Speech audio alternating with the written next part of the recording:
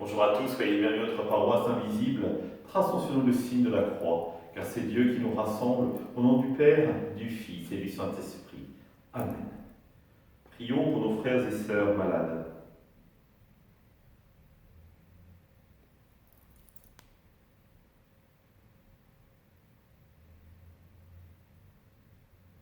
Prions pour les soignants et tous ceux qui œuvrent pour le bien commun.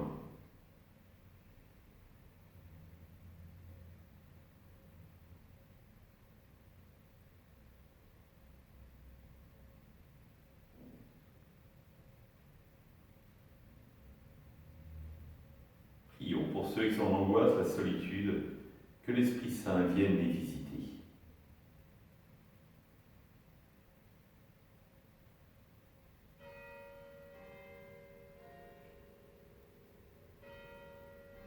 Pour manifester notre communion, je vais maintenant allumer cette bougie au cierge pascal.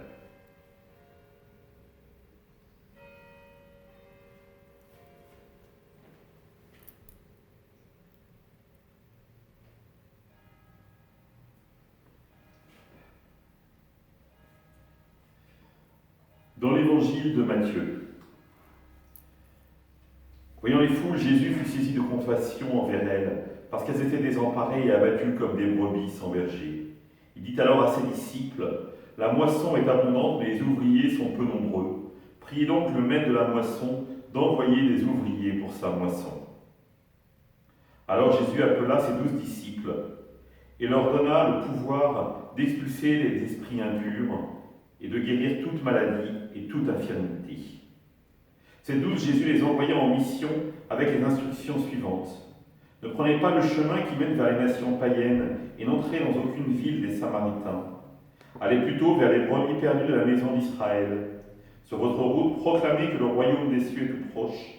Guérissez les malades, ressuscitez les morts, purifiez les lépreux, expulsez les démons. Vous avez reçu gratuitement, donnez gratuitement. Acclamons la parole de Dieu. Louange à toi, Seigneur Jésus. Frères et sœurs, il y a une grande nouvelle. La moisson est abondante.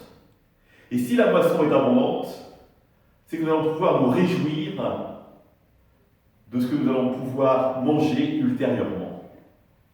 La question, c'est que pour pouvoir ramasser la moisson et se réjouir après, il faut des ouvriers pour la moisson.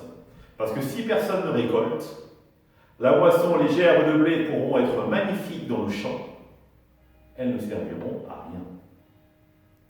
Et donc c'est à nous, les disciples, d'effectuer cette moisson. Et Jésus nous envoie, véritablement, mais avec une mission qui peut nous paraître complètement impossible. Vous avez le choix. Soit vous essayez de ressusciter les morts, soit vous décidez de guérir les malades, ou d'expulser les démons. Que choisissez-vous? Vous allez dire, impossible. Et donc cette moisson, nous risquons de la contempler pendant très longtemps, sans jamais y avoir accès. Sauf que nous ne sommes que les artisans de la moisson, celui qui inspire la moisson. Celui qui inspire les artisans, c'est Dieu lui-même. Et c'est parce que Dieu nous envoie, parce qu'il nous donne sa force, son esprit, que nous pourrons véritablement devenir des ouvriers de la moisson du Seigneur et qu'il nous envoie à ses champs. Pour cela, il faut arrêter d'être désespéré. Il faudra arrêter de se morfondre. Il faut arrêter de regarder tout ce qui ne va pas. Il faut au contraire se tourner vers le Maître, Dieu lui-même, qui nous donne son amour. Se réjouir de cet amour et se dire, devant tant d'amour, je ne peux que rendre grâce et marcher à la suite de Jésus. C'est lui qui a semé, c'est lui qui récoltera avec nous. Alors oui, demandons à Dieu la force de suivre le Christ jusqu'au bout, et donc de nous donner son Esprit Saint. Ainsi, nous serons véritablement les ouvriers de la moisson, et la demande que nous aurons faite à Dieu donne-nous des ouvriers pour la moisson, et bien c'est nous-mêmes qui l'exaucerons par l'intermédiaire de notre Dieu. Ensemble, nous prions. Notre Père, qui es aux cieux, que ton nom soit sanctifié, que ton règne vienne, que ta volonté soit faite sur la terre comme au ciel. Donne-nous aujourd'hui notre pain de ce jour.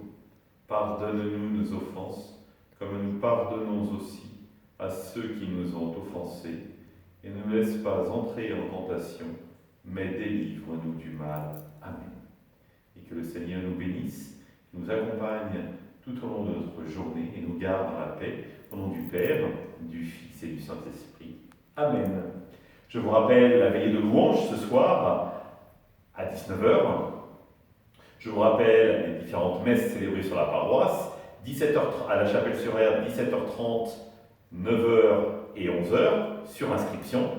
Et à Crémière, 18h30, Grand Chant, 9h30.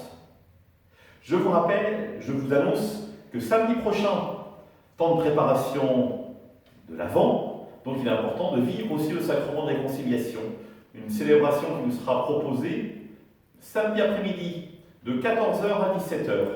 Et comme vous en avez l'habitude, ce sera une nouvelle célébration à 14h, à 15h et à 16h. Donc nous vous donnons rendez-vous à une de ces trois horaires-là.